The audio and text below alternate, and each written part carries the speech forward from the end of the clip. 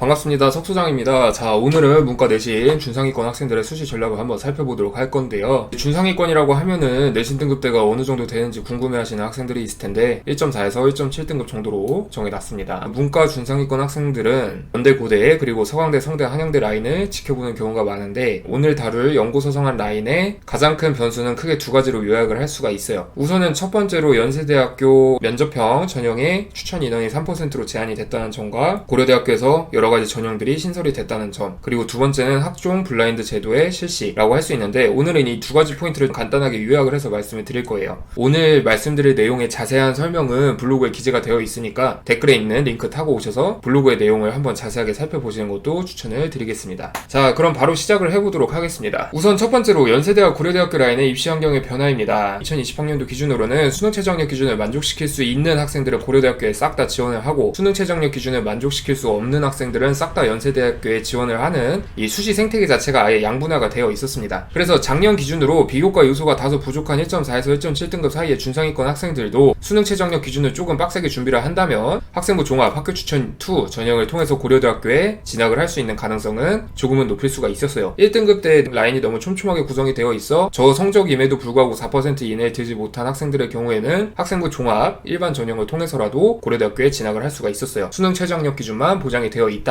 물론 수능 최저학력 기준 없이 내신이 우수한 학생들이나 아니면 스펙이 우수한 학생들은 연세대학교에 당연히 지원을 할 수가 있었고요. 그런데 2021학년도 고려대학교 입시가 많이 변화가 돼서 이 준상위권 학생들이 지원하기에 굉장히 애매해졌다는 측면이 좀 있고 플러스 알파로 연세대학교 면접형의 경우 3%의 추천 자격이 마련이 되었기 때문에 해당 요소가 변수로 작용할 가능성도 굉장히 많습니다. 자, 우선은 이전에 고려대학교 입시를 다룬 여러 컨텐츠에서도 말씀드렸다시피 이 계열적합형의 전형은 솔직히 말씀드리자면 특목고나 자율고 학생들을 중심적으로 선발하겠다는 의도가 다분하게 느껴지는 전형이에요. 문제는 학생부 교과 학교 추천 전형의 예상 합격 컷인 1.2등급 정도의 내신을 갖고 있지 못한 1.3에서 1.4등급 사이의 최상위권 학생들이 학생부 종합 학업 우수형으로 몰릴 가능성이 높아요. 1.2등급을 기점으로 위에 있는 학생들은 학생부 교과 학교 추천 전형에, 그리고 1.2등급 아래에 있는 학생들은 학생부 종합 학업 우수형으로 몰릴 가능성이 높다는 의미입니다. 최종적으로 학생부 종합 학업 우수형 전형에는 1.3등급에서 1.4등급 플러스 알파 1.4에서 1.7등급 사이의 학생들, 그런데 스펙은 최상위권급인 학생들이 몰리게 될 가능성이 높아요. 결과적으로 말씀드리자면 이 준상위권 내신 등급을 갖고 있는 학생들은 서울대 직윤 쟁탈전에서 떨어진 학생은 물론 내신이 살짝 부족해서 학생부 교과 학교 추천 전형으로 지원을 하지 못한 학생들과도 겨뤄서 살아남을 수 있을 만한 비교과 요소를 갖고 있어야 고려대학교에 합격할 가능성이 있다는 의미이기도 합니다. 지금 이 영상을 보고 계신 여러분들이 3학년 1학기 학생이라면, 그리고 1.2등급 때나 1.4등급 때 내신을 아슬아슬하게 갖고 있는 학생이라면 3학년 1학기 때 내신을 빡세게 올려서 학생부 교과 학교 추천 전형에 지원을 하거나 아니면 연세대학교 면접형에 지원 자격을 받을 수 있을 정도의 내신 등급을 만들어내야 돼요. 자, 그래서 여기 이렇게 나와 있죠. 학교 추천 전형은 아무래도 가망이 없고 학생부 종합 학업 우수형 전형도 약간 아슬아슬하다고 생각하는 학생들은 3학년 1학기 때 어떤 데 집중을 해야 되냐면 학업 우수형 전형의 수능 최저학력 기준과 더불어서 3학년 1학기에 여러분의 학생부 종합 다면평가 요소를 확정 지을 수 있는 비교과 요소를 준비를 해야 됩니다. 그래서 이제 연대 고대 라인은 이렇게 정리가 됐고요. 그 다음엔 서성한 라인에 대해서 제가 좀 말씀을 드릴게요. 우선 서성한 라인의 경우에는 큰 변화가 없어요. 정시 전형에서 성균관대가 연고대랑 좀 붙어보자 이렇게 해서 몇 개 전공을 가군에서 나군으로 옮긴 것 말고는 큰 변화가 없기 때문에 작년도 기조를 따라간다고 보시면 되는데, 문제는 학종 블라인드제 실시. 이 학종 블라인드제에 대해서는 자세한 설명은 제가 추후에 다른 영상 콘텐츠로 첨부를 할 것이기 때문에 오늘은 조금 간단하게 말씀을 드릴게요.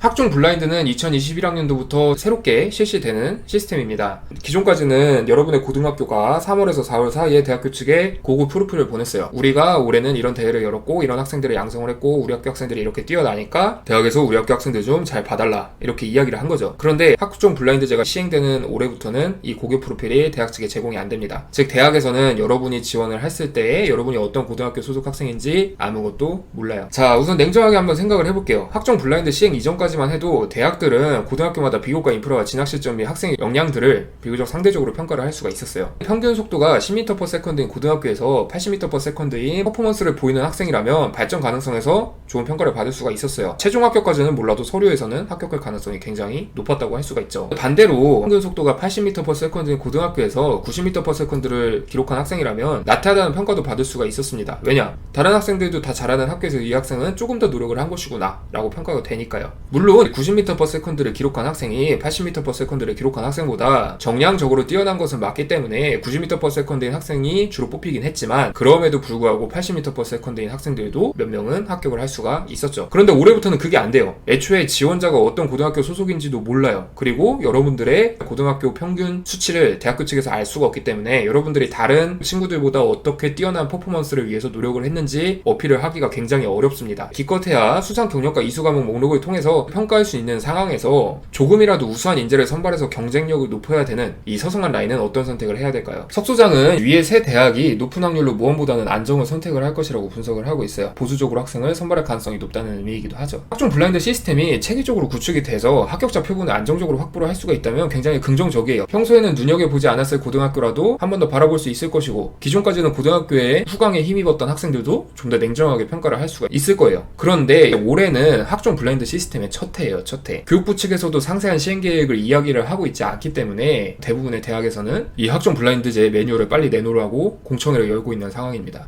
뿐만 아니라 연구대 하위권 학생들도 지원하고 중경외시 상위권 학생들도 지원하는 스펙트럼이 넓은 서성한 라인의 대학에서는 현실적인 여유가 없어요. 이제 석소장이 대학원에서 만나는 분들 중에 실제 대학에서 입학사정관들을 하고 계신 분들이 굉장히 많은데, 학종 블라인드제를 어떻게 시행을 할 거냐 이렇게 이야기를 나눠보면은 그거 교육부에서 그냥 하라고는 하는데 지침도 안 내려와 있고 사정관 쪽에서도 고민이 되게 많다고 하는 상황이에요. 그래서 이렇게 살살살살 좀 캐내다 보면은 무슨 얘기를 하냐면, 올해 같은 경우 너무 정신없이 입시가 흘러갈 가능성이 높기 때문에 대학교 측에서 되게 안정적으로 학생들을 선발을 할 거다 라고 이야기를 해주셔요. 안정적으로라는 의미가 뭐냐면, 아까 말씀드렸다시피 보수적으로, 즉 전년도 합격자들에서 구분을 해봤을 때 최초 합격자 로 평가된 지표를 갖고 있는 학생들을 올해도 그대로 선발을 하겠다는 의미이기도 해요. 자, 이해를 돕기 위해서 비유를 해보자면 다음과 같아요. 대학교 측에서는 지원자의 소속 고등학교 평균 속도가 어떤지도 모르고 이 학교들이 어떤 퍼포먼스를 갖고 있는지도 모르니까 결과적으로 90m/s인 학생들을 그대로 선발할 가능성이 높다는 의미예요. 왜냐면은 평균 90m/s의 지표 특징을 갖고 있는 학생들을 그대로 선발을 한다면 선발한 학생들 대부분 적어도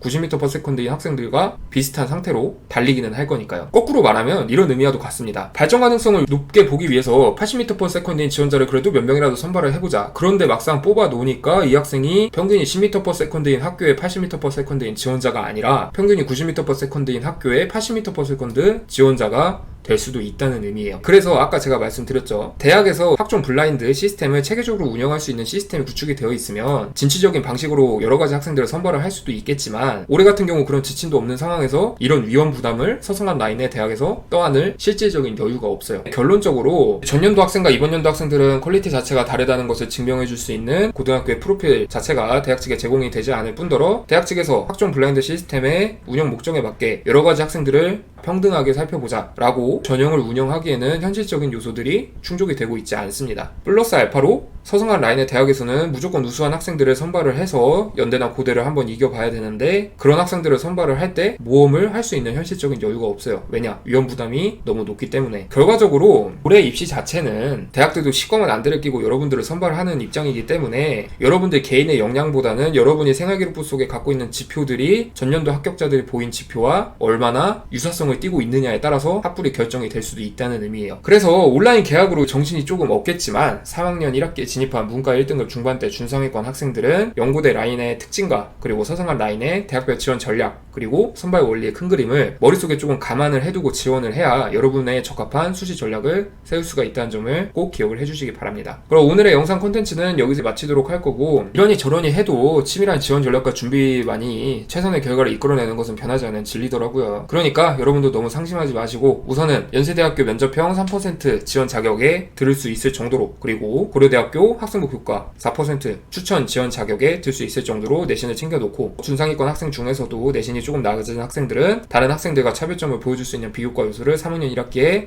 떡하니 박아놔야 된다는 점을 꼭 기억을 하시길 바라며 오늘의 콘텐츠를 마치도록 하겠습니다. 감사합니다.